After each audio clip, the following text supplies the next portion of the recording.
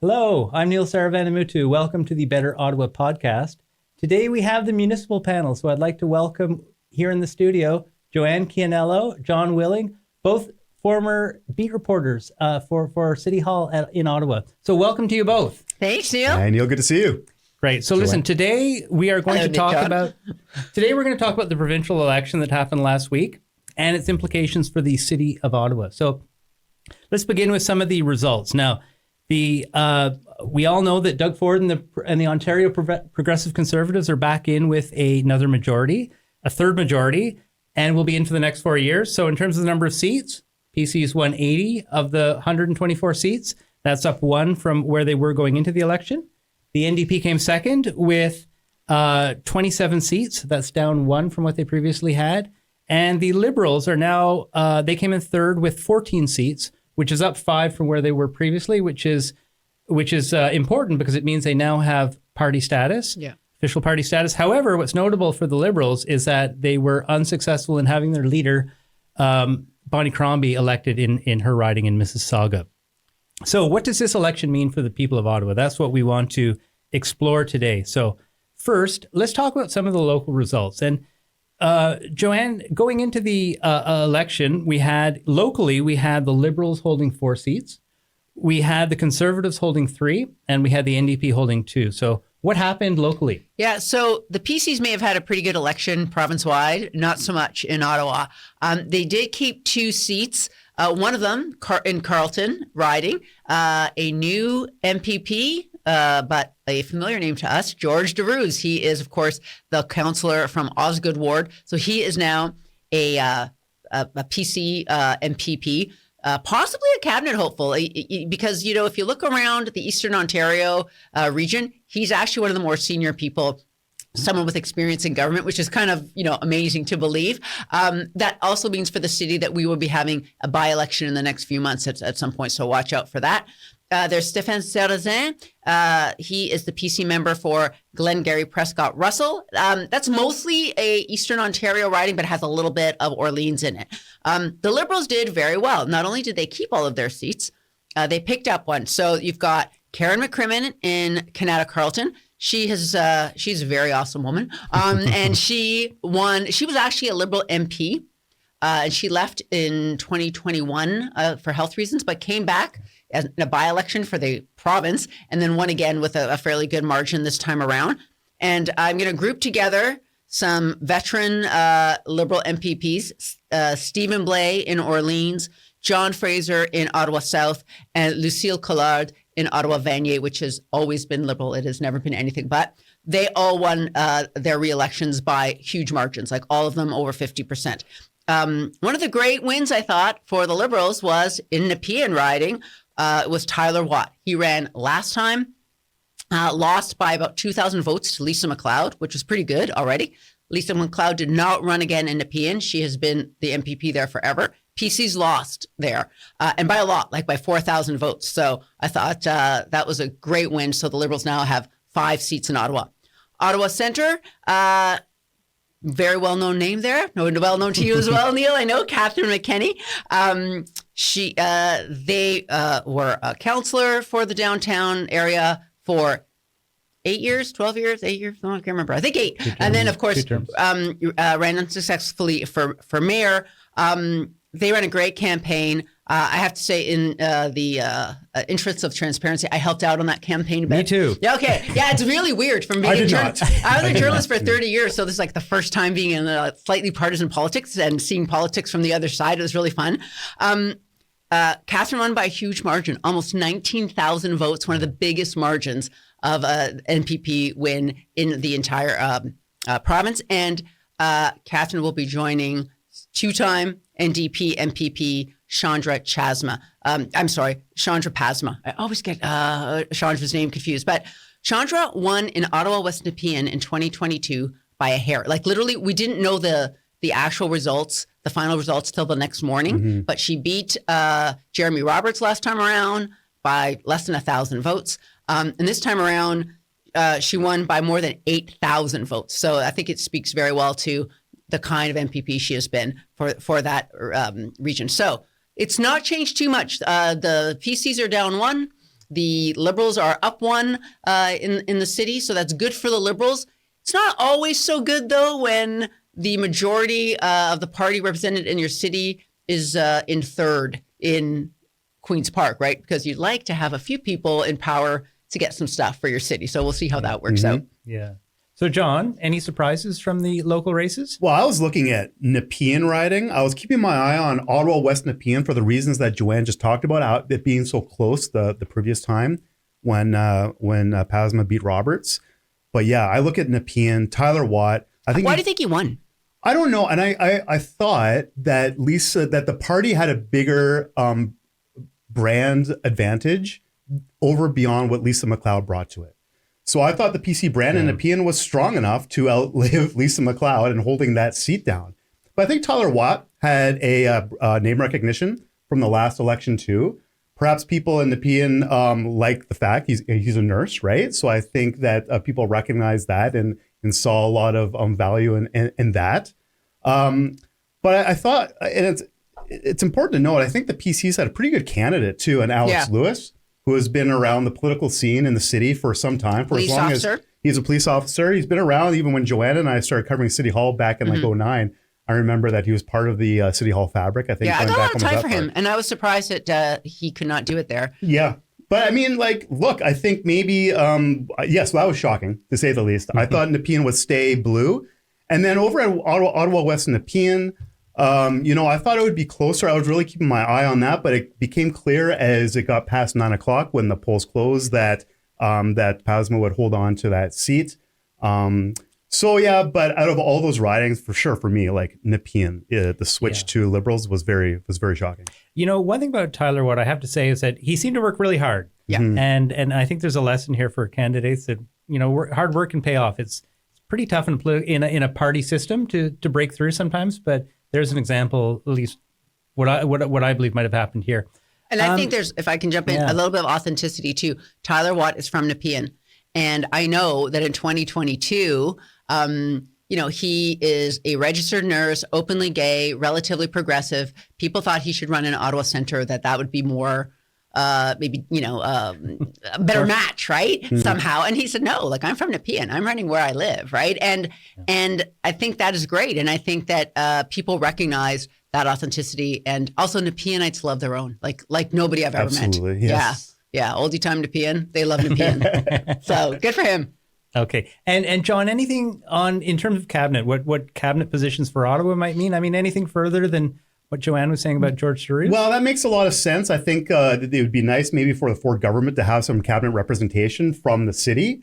And so Giroux makes maybe most sense, maybe as a junior cabinet minister. He does have experience in leadership roles at City Hall. So he would be an option for Ford to bring in a cabinet minister. But I look at the list that Joanne just talked about our new MPPs, MPP elects. It's a lot of red, a lot of orange, and just a little bit of blue, which I find it very interesting for things that the City of Ottawa is going to need in the future. We could talk about that. But what does the city expect to get from a Ford government in the next 4 years? And what do they think is doable to get from the government when they don't have a lot of representation down at Queen's Park? I would say that Stéphane Sarrazin was I don't think I have this title right, but the secretary to the Francophone minister of Caroline Mulroney. So will he get that role again? Probably. Will he get a bigger role in sort of Francophonie issues? Possibly. So that might be a role for him as well. John, before we come to that question that you raised about what's in it for the City of Ottawa here, what can we hope to get from this government? I just want to pause for a minute and ask about voter turnout. So it was terrible. Yeah. Okay. So we call elections, and that's so it was 45%, and it was 44% in the last election. And I have to say that I'm still waiting for my voter card. No, right? Come on, has not arrived yet in the mail. So I wonder how many other people are in that situation.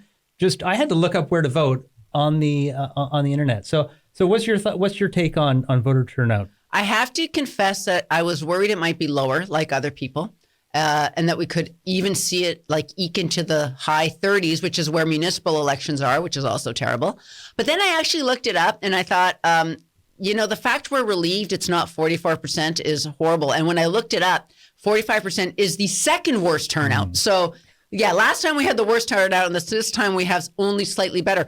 I was shocked that more people don't want to vote, and I don't know what it is. I don't know if it was the PC win seemed predetermined to people, but I mean, there was a lot at stake here. You've got a existential threat from south of the border, people without doctors. There's all kinds of issues, and so I don't know what it will take to get people to vote, but it was discouraging. I don't think it was in the front of people's minds, this election. And just talking to people in my orbit and families, one funny thing, the most important thing that I think happened for families at 9:00 on election night wasn't that the polls closed. It was that the City of Ottawa summer camps opened at 9:00. And for families, I tell you, that's the Super Bowl. That's like they're getting ready. They're not checking Elections Ontario for the results to come in. They're signing up their kids for summer camps because that's very competitive.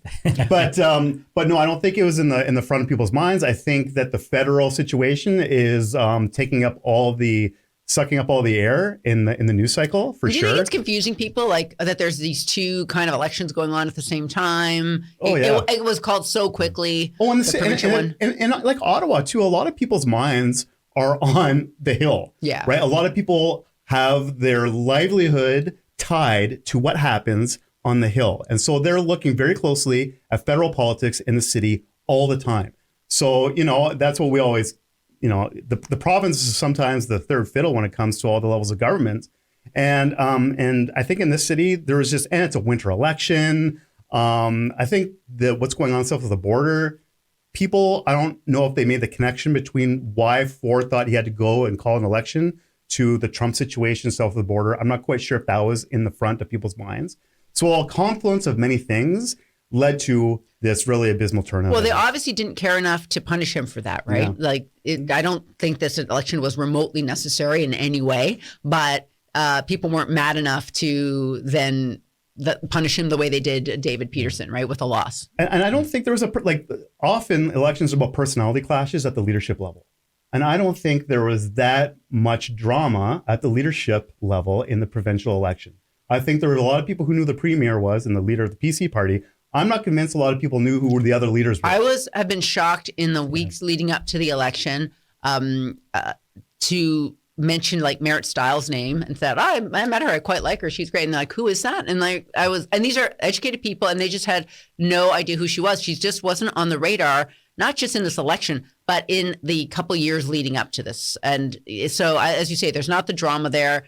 People are unaware, but still the idea that people will not take a little bit more time to vote for a premier. And now we have a majority government for 4 years. Again, it's, probably less than 20% of eligible voters in this province elected a majority government. Yeah, it's a weird thing. That's right.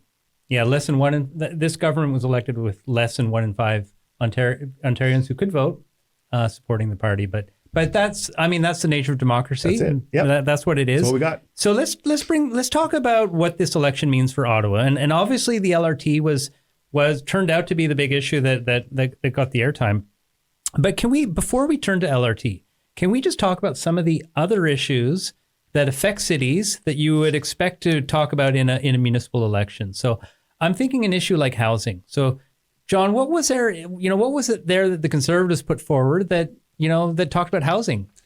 I didn't see a lot of meat in their platform. I think they talk about development charges, talk about more transparency in development charges. I know they talked about having factories that pump out houses. And so I think they're resting on what they were trying to do in their previous term with building more homes. And we can talk about whether that's been a success or a non-success. And there's been a lot written about that. No, of course not. They didn't build any homes. We haven't built any homes. We're at the lowest starts for years. So I think the facts are it has not been a success. No. And so I think so I don't know what they expected to put into the platform this time around because so much focus was put on the U.S. situation. Which is good for them, right? It's why they want to have an election now, because you can focus on a future problem and not the past record of the government. Yeah.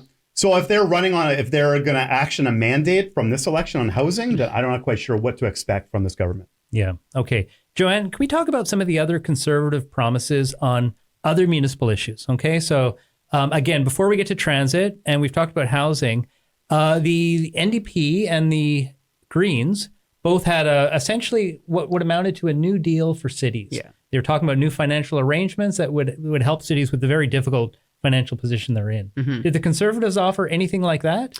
No, and I mean, we sometimes call it the fiscal framework, and it might be my personal favorite subject ever, but almost nobody else's, right? And it is really hard to break through. You can barely hear about housing on the hustings, right, of the provincial election, and that is a crisis we keep hearing about, and that got barely any airtime during the election, whereas finances for cities, right? That is a really hard thing to break through to get voters to think about.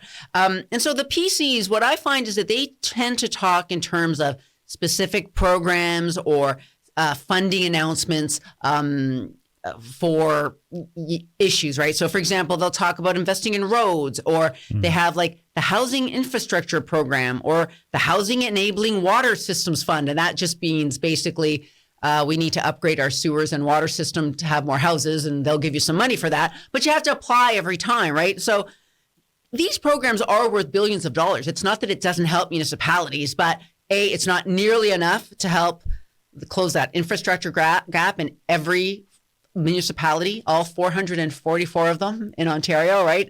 They all have huge problems. They all cannot keep up with their failing infrastructure, not like for both for the intensification that they're experiencing, to make it environmentally sustainable, to adapt to climate change. Like, it is a huge mess, right? And so what they want is a system that is more reliable, stable, predictable, right? They want a cost-sharing plan. And, and that's not something the PCs have talked about. John brought up development charges. Like, this is these charges that are put on new homes that developers collect from the new home buyer and are supposed to go into paying for new infrastructure. They really don't work anymore. I've come around to this after many years of looking at it. The actual development charges don't really cover the cost of infrastructure anyway, the full cost, and it's making houses more expensive. But cities can't just say, okay, we're not going to charge any development charges and put it on the tax bill, because the tax bill will go up 35% or some ridiculous amount. So there's no answer to that. And the PCs don't want to talk about policy, right? They're like, oh, you have to freeze your DCs and maybe we'll give you a few dollars over here or a few dollars over there. And we're not actually having any discussions on how to change the system. I actually like the Green Party plan. And they said the Green Party's plan was that they would freeze development charges for a house up to 2,000 square feet, as long as it was already in the urban boundary. And then they would give cities the money for that, right? So, I mean, at least it was a plan, right? But, the PCs have nothing. So this is a problem for cities. It's been a problem for many decades. The PCs are not going to fix it. Yeah. Okay. Well, this development charges is something that I think we're going to be talking a lot about. Have a whole show. Well, my God, let's do that. We'll do that. Stay tuned, listeners. Yes, we'll have two listeners stay right to the end. Okay, let's talk about LRT. And the promise by the Ford government was to upload the LRT. I have to admit, when I wrote about that earlier last week, someone wrote back and said, what does that mean, upload the LRT? No one knows. Okay, well, there we go. And it's true. I mean, it sounded great. And, I know Mayor Sutcliffe went down to join the PC leader during the announcement, along with some councilors, I understand, too. Yeah, they left a committee meeting in the middle. They just signed up for a committee meeting. I don't know if they took down Transpo. I'm not quite sure. But so what does it mean? And Joanne's right. We don't know yet. I heard an interview with the mayor just recently, a few days ago, talking about how they have to negotiate with the province about what this means, but they're all celebrating and popping champagne down at 110 Laurier, which is fantastic. But we still don't know what it means. I don't know if it means they really are serious about operating LRT, which would be a quagmire. Because if we could just speculate. Let's speculate for a second, shall we? Okay, I want to read something that I got. Let's speculate. The Crown Corporation, Metrolinx, starts running LRT in the City of Ottawa. Okay, I would like to read from the platform, the PC platform, that it says the PC government will integrate its, this is the LRTs, integrate its operations under Metrolinx to reduce costs for Ottawa taxpayers, improve local services, and support the building of Phase 3 to support connections to areas such as Canada and Barrhaven. And so I have a lot of issues with this. It's very loose still, the language. For one thing, Metrolinx does not operate municipal public transit systems. It operates the Presto card system. It operates the GO train system, like in Southern Ontario, like between cities. But like, let's take Eglinton Crosstown in Toronto.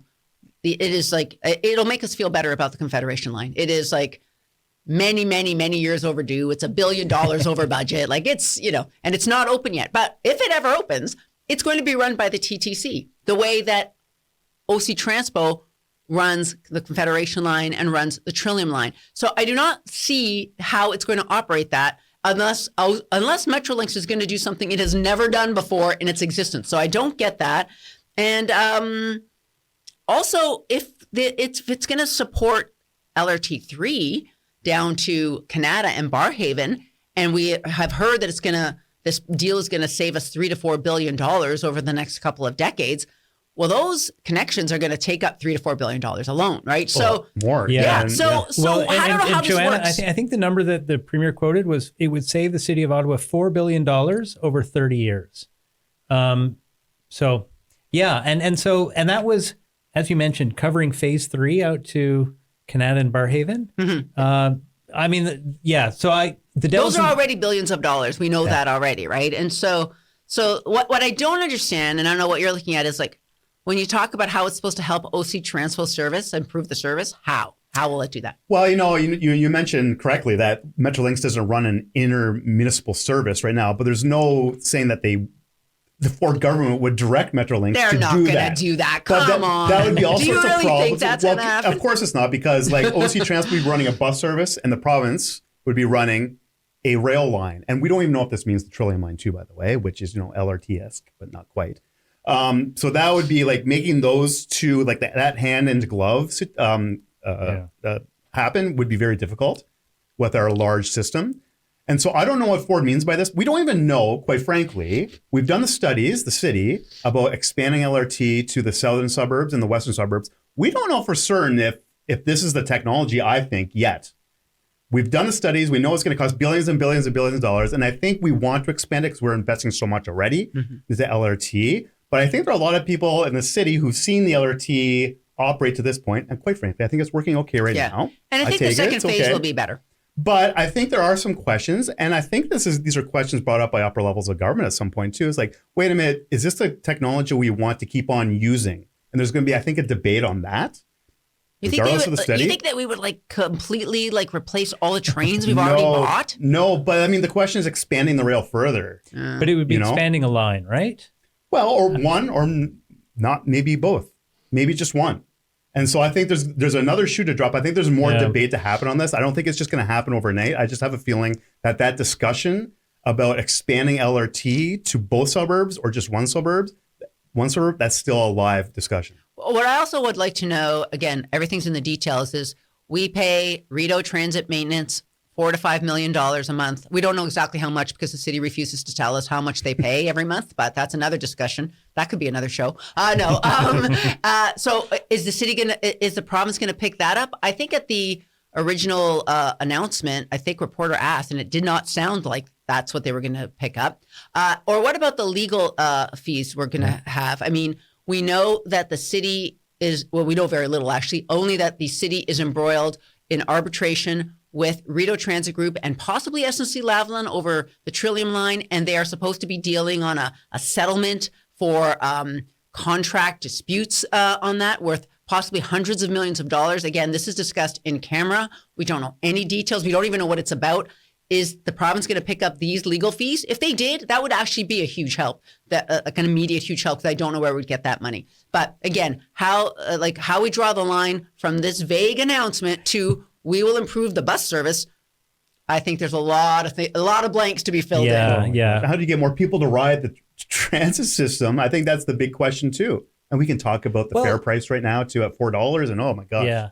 $4.05 if cash. Okay. But I mean, John, do you think the announcement as it is will do anything for service? Like it seems to be doing something for our fiscal balance.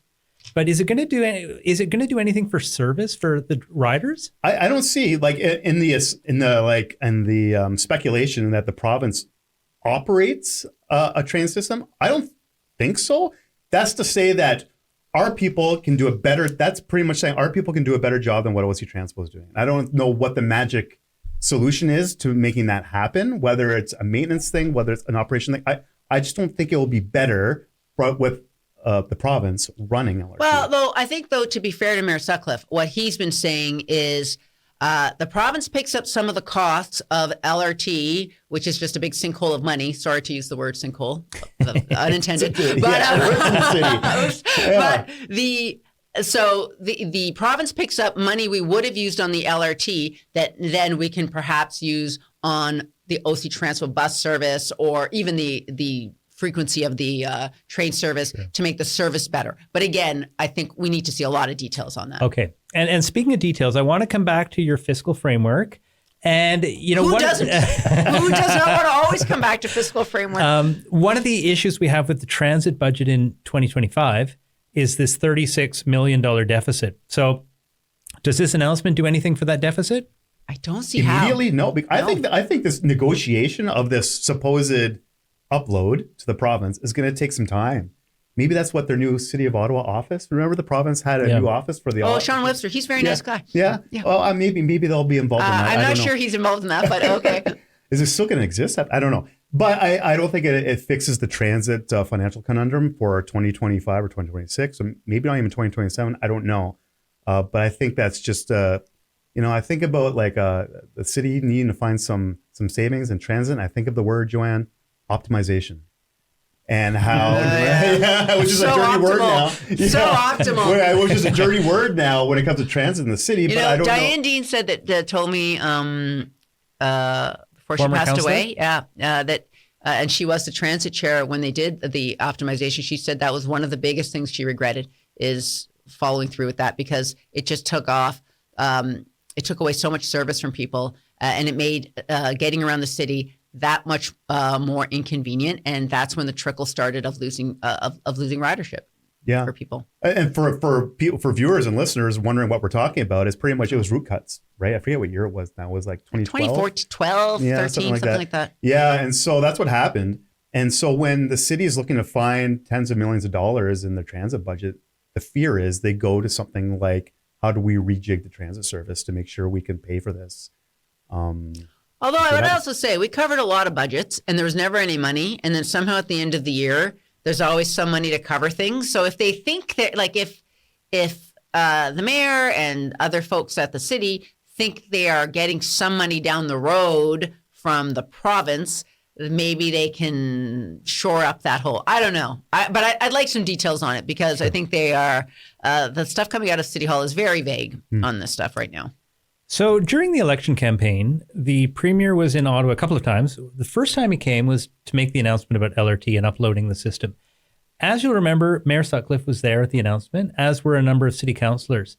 What do you guys make of that? Really weird. When I saw it and I saw the mayor standing behind him there, it really, yes, exactly. That's the word went through my head. It was weird. I've never really seen that during another level of government's election campaign, someone from another government coming to support an announcement like that.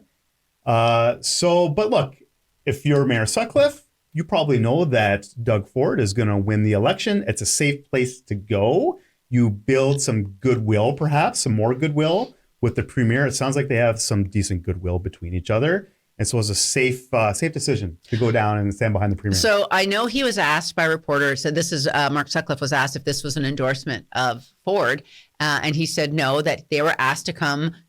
He was asked to come to this announcement by the Ford team. And if other parties asked them to go to their announcements, he would also try to go, right? I do, though, think that if it walks like an endorsement and talks like an endorsement, it's pretty much an endorsement. And this is the other thing about this campaign. It seems really weird that I kind of myself forgot that it was a campaign announcement because there was such a giant expectation that the PCs were going to win again, that their campaign announcement sounded like government announcements, right? And so they want to be supportive of that because, it is potentially a huge deal. But, it does. It's hard to not let it it's hard to not see that as an endorsement.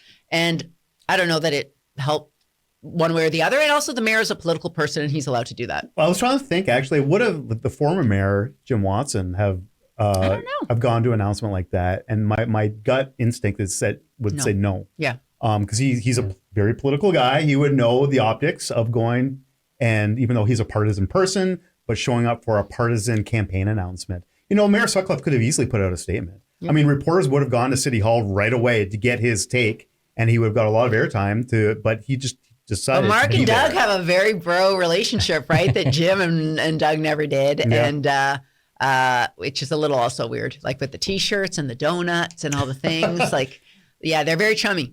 Can't say no to donuts. I can't. All right, listen, my final question for both of you. So, of course, there was a very long shadow that was cast over this election from our neighbor down south, Mr. Trump, President Trump.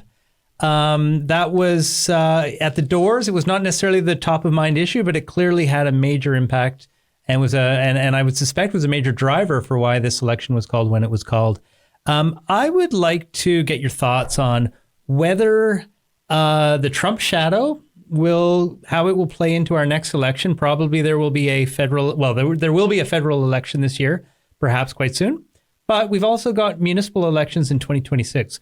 Will the Trump shadow play into those elections in 2026 also? It would be a long shadow into 2026, but I think it's going to be a 4-year shadow, quite frankly, on our country. But it's a far ways off.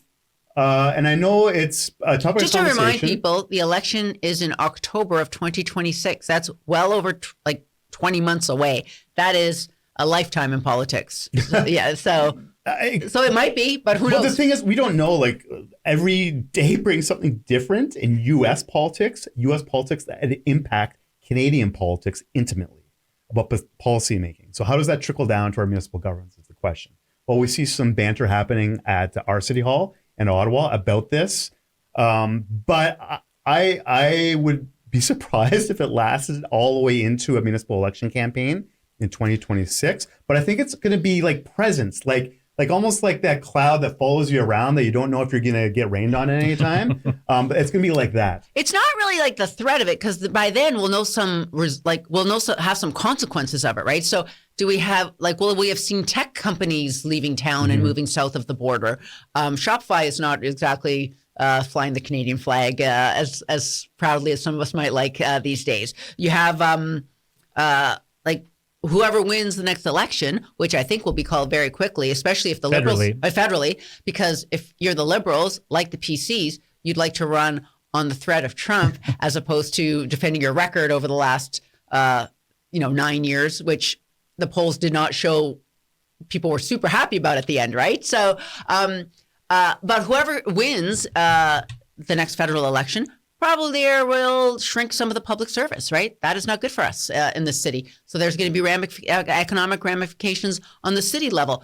Is the city of Ottawa, like some other cities, are they going to ban U.S. imports? Again, what has that meant to our economy? So I don't think that it'll be the imports themselves, or unless the U.S. are marching across the border, and who knows. But to be honest, I think we'll have had more than a year to feel some of the consequences of this trade war that are starting.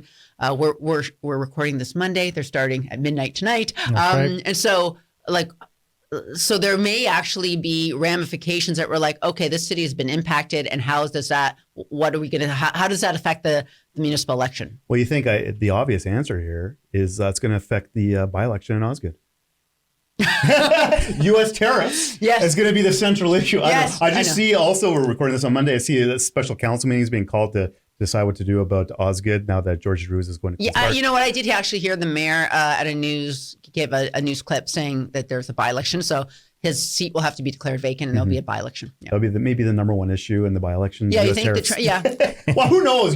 Who knows what candidates will bring up and what kind of person they want to send to City Hall to talk about what's happening south of the border. I think it'll be about storm sewers. Maybe. Mostly. Ditches. Yes, culverts. Yeah. Yes. Great. Listen, that's been this week's municipal panel. I'd like to thank our panelists, John Willing, Joanne Chianello. I would like to thank our producer, Henry Allen. Woohoo, and Henry. I would like to thank all of you for joining us. This is the inaugural panel that's underway here, and we'd love to hear your feedback. Tell us what you like about it, what you think we could do differently. Shorter, longer, you tell us. And don't be shy and leave your comments wherever you found this podcast, whether that's on Substack, whether that's on YouTube, whether that's on Apple, Spotify, somewhere else. And while you're there, can you please like, subscribe, and comment? User feedback is really important in helping other people find us and be a part of this discussion. We'll be back shortly, and we look forward to seeing you then. Thank you.